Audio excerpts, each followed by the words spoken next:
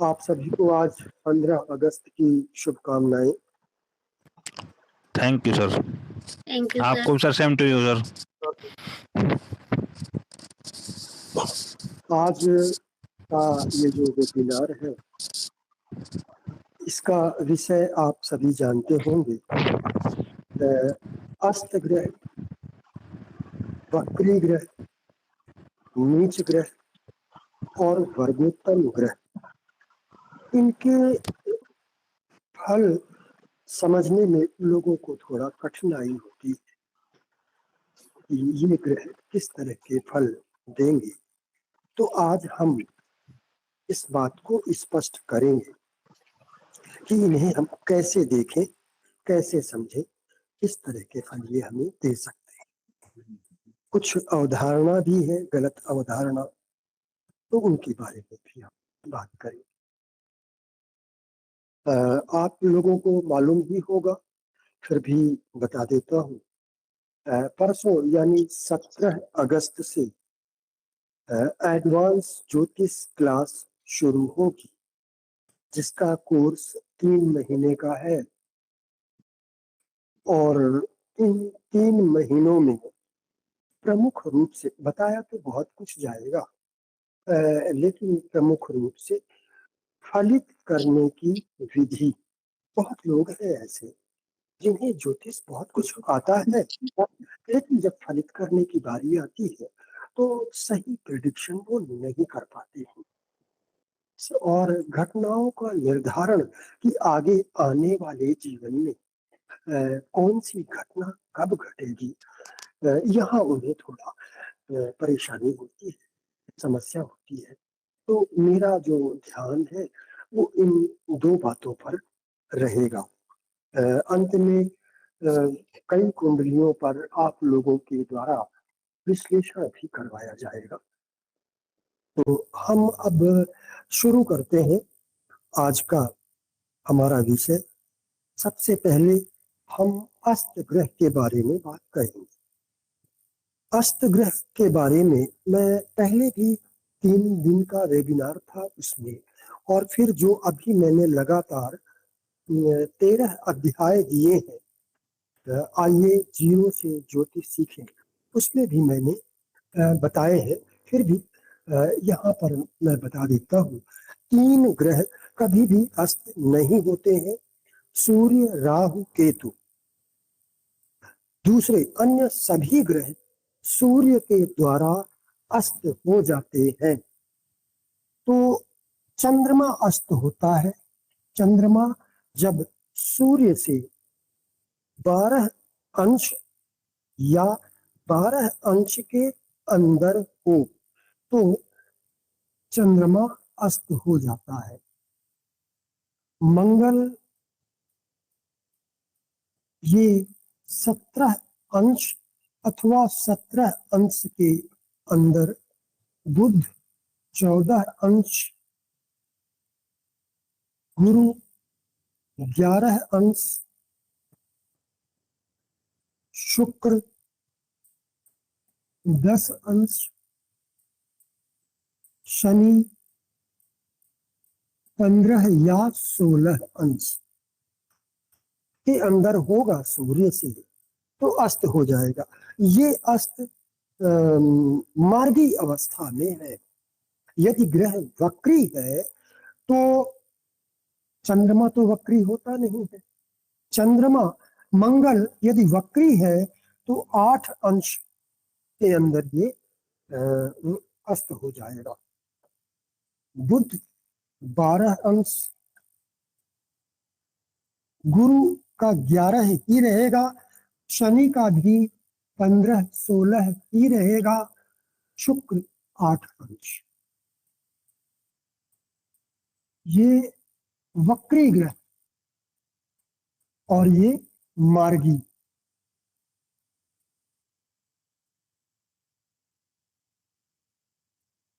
तो इन अंशों पर जब ग्रह सूर्य के नजदीक आते हैं तो अस्त हो जाते हैं। अब अस्त ग्रह का फल क्या होगा? अस्त ग्रह को लोग एक बार में कह देते हैं कि ये अस्त हो गया, यानी बहुत कमजोर हो गया।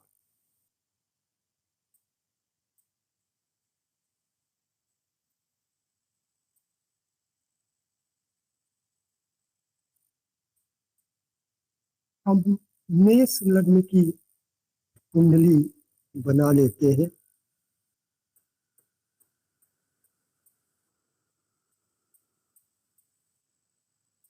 अब सूर्य,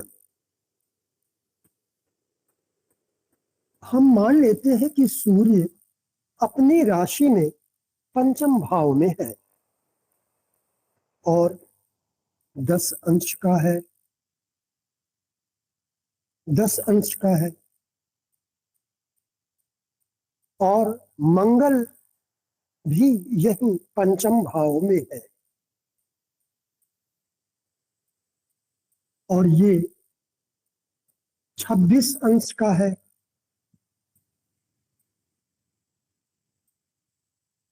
तो अंतर क्या, कितना हुआ? 16 अंश का अंतर है। और मैंने बताया कि जब ये 17 अंश अथवा 17 से कम दूरी होगी तो ये अस्त हो जाएगा। अब ये 16 अंश की दूरी पर है तो मंगल अस्त हो गया। लेकिन इसका ये मतलब नहीं है कि मंगल बेकार हो चुका है। केवल एक फैक्टर पर ज्योतिष नहीं होती है। ज्योतिष में ऐसा कोई भी सूत्र नहीं है जो जिसे हम एक्यूरेट 100% कह सकें। हमारे ऋषि पराशर ने, जिन्होंने ज्योतिष का आविष्कार किया है, उन्होंने कहा है कि व्यक्ति को प्रत्येक मामले में लचीला होना चाहिए, जड़ नहीं होना चाहिए। कि अगर मंगल यहाँ अस्त है तो हमने मान लिया कि मंगल मर गया, अब कोई फल नहीं देगा। ऐसा नहीं है। बहुत सारे फैक्टर होते हैं। कुंडली विश्लेषण अथवा ज्योतिष का मतलब ही है कंक्लूजन। बहुत सारे फैक्टर्स जो है उनको प्लस माइनस करने के बाद जो कंक्लूजन आता है वही निर्णय सही होगा। अगर लग्न कुंडली में मंगल अस्त है लेकिन नवांश कुंडली में अगर कोई भी ग्रह जो लग्न कुंडली में अस्त है, नवांश कुंडली में वो सूर्य से 3 भाव दूर चला जाता है तो उसमें थोड़ा शक्ति आ जाती है। अस्त होने से ग्रह पूरी तरह से कमजोर नहीं होता है। आप यह मानकर चलिए कि 50% कमजोर हो जाता है। अब अगर नवांश में वह ग्रह सूर्य से 3 घर आगे, जैसे सूर्य यहाँ पर बैठा है तो 1 2 3, अब अगर मंगल यहाँ है सूर्य से चौथे भाव में, या फिर पीछे ले लीजिए 1 2 3 4, यहाँ पर है मंगल, यहां से लेकर यहां तक कहीं भी है मंगल, तो उसमें थोड़ी शक्ति आ जाती है। तो 50 की जगह वो 60% बलवान समझा जाएगा। पहला सूत्र। दूसरा, हमें ये देखना है कि कोई भी ग्रह जो सूर्य से अस्त हो रहा है उसका और सूर्य का संबंध क्या है, मित्र ग्रह है अथवा शत्रु ग्रह है। एक बात। दूसरी बात कि सूर्य का स्वामित्व क्या है, किस भाव का स्वामी, शुभ भाव अथवा अशुभ भाव। इसी तरह दूसरा ग्रह जो अस्त हो रहा है वह शुभ है नैसर्गिक रूप से अथवा अशुभ ग्रह है, और कुंडली में उसे स्वामित्व शुभ भाव का मिला है अथवा अशुभ भाव। जैसे यहाँ पर मंगल शुभ भाव का स्वामी है और सूर्य भी शुभ भाव का स्वामी है। तो एक ये फैक्टर, पहला तो मैंने आपको बताया कि अस्त ग्रह को आप नवांश में देखिए। अब दूसरा फैक्टर, ये सूर्य और मंगल दोनों ही शुभ ग्रह हैं कुंडली में। नैसर्गिक रूप से तो सूर्य क्रूर ग्रह कहलाता है, लेकिन इस कुंडली में सूर्य शुभ भाव का स्वामी है, मंगल इसका नैसर्गिक मित्र भी है, और मंगल यहाँ स्वामित्व के अनुसार भी सबसे ज्यादा शुभ ग्रह है, क्योंकि ये लग्नेश है। और फिर बैठे कहाँ है? शुभ त्रिकोण भाव में। सूर्य अपनी ही राशि में है।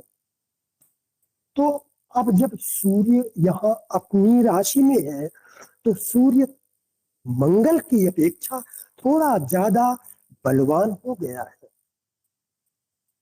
लेकिन मंगल यहाँ पर सूर्य के साथ है, पंचमेश के साथ नवम भाव में है, लग्न से शुभ भाव में है, तो मंगल पर अस्त का इतना ज्यादा प्रभाव नहीं पड़ेगा।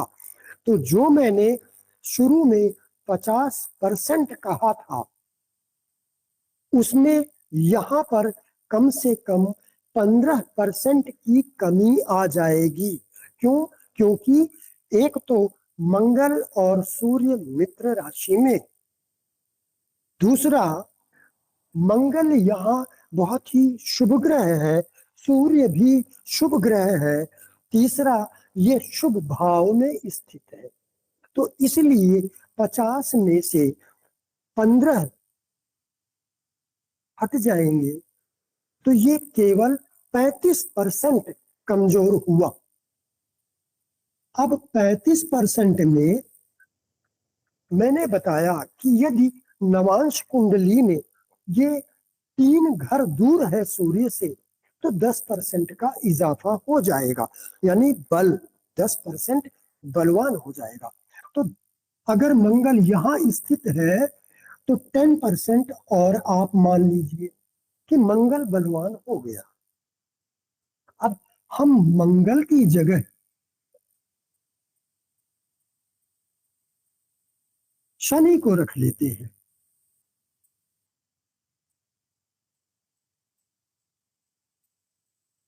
अब हम ये मानते हैं कि शनि यहाँ पर 15 अंश का है, तो दूरी कितना हुई? 15 अंश, क्योंकि सूर्य 10 अंश का है, और 15 अंश या 16 अंश में शनि अस्त हो जाता है। तो यहाँ पर शनि अस्त हो गया है। अस्त का सिंबल बता चुका हूं, ये अस्त का सिंबल है, शनि अस्त हो चुका है। अब इसके बल का आकलन करें हम। सूर्य यहाँ अपनी स्वराशि में स्थित है, तो सूर्य के पक्ष में ये एक बहुत ही विशेष सकारात्मक पॉइंट है कि सूर्य यहाँ ज्यादा बलवान है, और शनि के लिए ये शत्रु राशि है। तो शनि के लिए अब इसको हमने बताया कि 50% हम शुरू में मानते हैं कि अस्त हो गया, तो इसका बल आधा हो गया। अब शनि यहाँ शत्रु राशि में है, तो 10% यहाँ फिर माइनस हो गया, ये माइनस हो रहा है। अब शनि क्योंकि शत्रु राशि में है, तो यहाँ 10% माइनस हो गया। और शनि किन भावों का स्वामी है?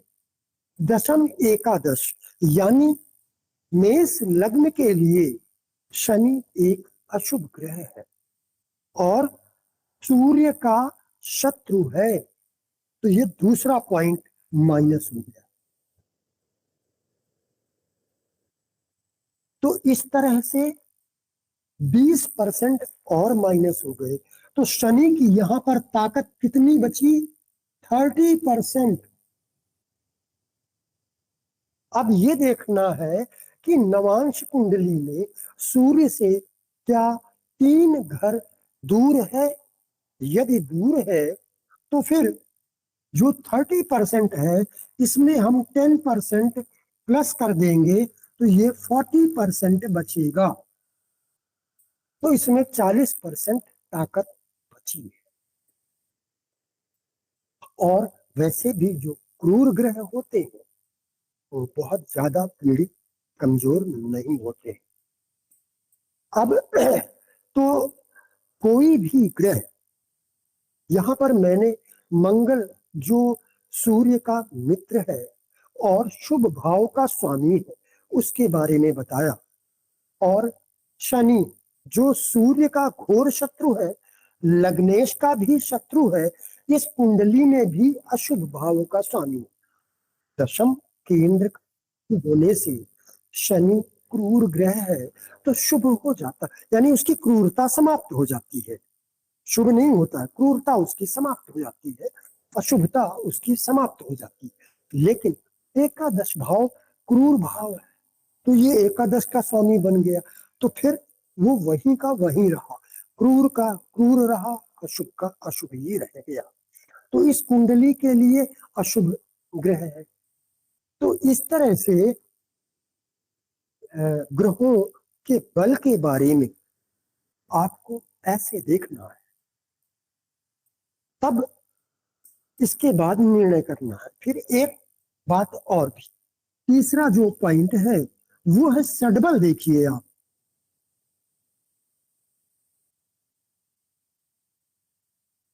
सडबल में 7 ग्रहों का बल देखा जाता है।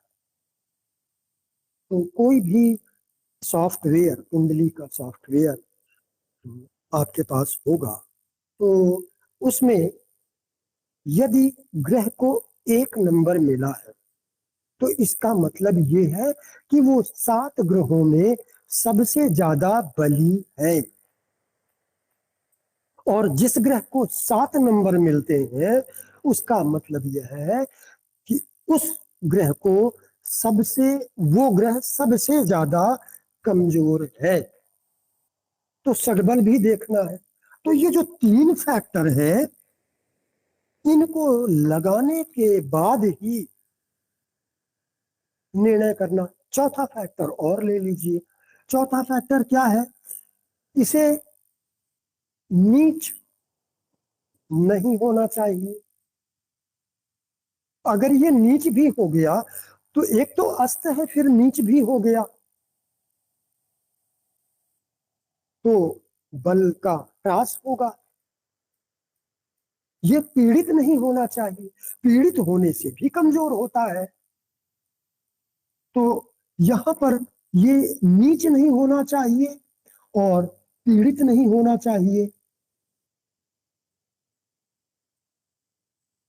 तो इन सारी बातों को ध्यान में रखकर ही फिर हम निर्णय करेंगे। अब हम आपको ये जो शनि सूर्य है हम इन्हीं का आपको बताते हैं। यहाँ पर सूर्य और शनि को ले लेते हैं और अंश भी वही ले लेते हैं। सूर्य 10 अंश का है, शनि 15 अंश का है। अब यहाँ पर क्या, यहाँ पर शनि अपनी मूल त्रिकोण राशि में है और मूल त्रिकोण राशि में शनि बलवान होता है। तो इसलिए जो ये 50% था इसमें 10% प्लस हो गया। नवांश में अगर 3 घर दूर है तो फिर 10% प्लस हो गया, और ये नीच तो है नहीं इस राशि में, अपनी मूल त्रिकोण राशि में स्थित। अब पीड़ित वगैरह तो नहीं है, ये भी देख लीजिए। और अगर पीड़ित नहीं है तो फिर ये 70% बलवान है, भले ही अस्त हो, 70% बलवान है। क्योंकि यहाँ सूर्य अपनी राशि, शनि अपनी राशि में है, और सूर्य के लिए ये शत्रु राशि है। सूर्य यहाँ कमजोर हो रहा है, सूर्य यहाँ पर कमजोर हो रहा है, शनि बलवान हो रहा है। तो इसलिए यहाँ पर शनि कम से कम 70% बलवान होगा। तो इस तरह से किसी भी अस्त ग्रह के बारे में देखकर लोग छूट पड़ते हैं कि नहीं वो तो गया काम से। ऐसा नहीं होना चाहिए। मुझे उम्मीद है कि आप लोगों को ये समझ में आया होगा। आप लोग कोई उत्तर दीजिए यदि आपके समझ में आया है। सर बहुत अच्छा सर। आपका शुभ नाम बताइए, मैं आपका नाम नहीं देख सकता हूँ। सर मेरा नाम राकेश भारद्वाज है। अच्छा राकेश जी, आपको अच्छा लगा। और यदि बहुत अच्छा सर, बहुत अच्छा। आप में से किसी को ना समझ में आया हो तो वो भी बता दीजिए। कहीं सर ये लास्ट वाला जो सूर्य और शनि का बताया है 11th हाउस में, तो यहाँ पर शनि सर सूर्य जो खराब हो गया ना सर, यहाँ पर शत्रु राशि में बैठा है, तो ये शनि वीक नहीं हो जाएगा उससे सर?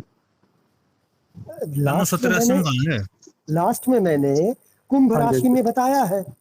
हाँ जी, है ना? सूर्य तो कमजोर हो गया सर। तो वो तो बात मैंने आपको कही, बताया मैंने कि यहाँ पर सूर्य चूंकि शनि की अपेक्षा कमजोर हो गया। हाँ जी, तो उसके पॉइंट नहीं कटेंगे सर 10%? उसका भी आप 10% या 5% जो है बढ़ा लीजिए, शनि के फेवर में बढ़ा लीजिए। अच्छा, शनि की फेवर, ओके। हाँ, क्योंकि सूर्य के फेवर में तो माइनस जा रहे हैं ना वो। ओके, है ना? तो शनि के फेवर में बढ़ेंगे। ठीक है सर। इसलिए मैंने यहाँ पर शनि को 70 या 75% बताया है ना? और किसी का कोई प्रश्न? सर जब मतलब साथ में बैठेगा तभी अस्त होगा? सर दोबारा बताना ये शनि सूर्य वाला। नहीं, आप कौन, रितु जी बोल रही है क्या? हाँ जी रितु जी। तो आपने इसका मतलब मेरा वीडियो नहीं देखा है ना? मैंने आपको बोला था कि वो पिछला वाला वेबिनार केवल एक दिन आपने अटेंड किया है, तो आप लोगों के लिए ही मैंने ये 13 वीडियो बनाए थे, और फिर भी आपने नहीं देखा। सर एक दो रह गया बीच में। हाँ जी, आपने अभी क्या सवाल पूछा है? कि जब हम मतलब साथ बैठेंगे तभी अस्त होते हैं? नहीं, मैंने आपको उस वीडियो में बताया है कि साथ में बैठने से लेना देना नहीं है, अंश से मतलब है। अब चलिए हम आपको एक बार बता देते हैं। यहाँ पर देखिए सूर्य 10 अंश का है जी। चंद्रमा के लिए मैंने बताया था 12 अंश या उससे अंदर आ जाए तो अस्त हो जाता है जी। है ना? तो अब अगर यहाँ पर चंद्रमा बैठा है और 29 अंश का है जी, तो कितने अंश दूर है सूर्य से? 19 नहीं, 11। इस भाव कोई भी भाव 30 अंश का होता है। जी जी। 29 अंश वो चल चुका है, केवल एक अंश चलना बाकी है ना? और 10 अंश सूर्य तक पहुंचने में 10 अंश और बाकी है, क्योंकि सूर्य 10 अंश चल चुका है। हाँ जी, हाँ जी। 11 अंश का अंतर हुआ। 12 अंश में मैंने बताया कि चंद्रमा अस्त हो जाता है, तो लीजिए यहाँ चंद्रमा अस्त हो जाएगा। ठीक है ना? हाँ, अब एक सज्जन ने अभी पूछा कि सूर्य शनि का फिर बताइए, क्या बताना है बताइए। सर ये वाला बताओ, समझ में नहीं आया सर, वो आवाज कम आ रही थी। कौन सा बताऊं? जो बताया है सर वही।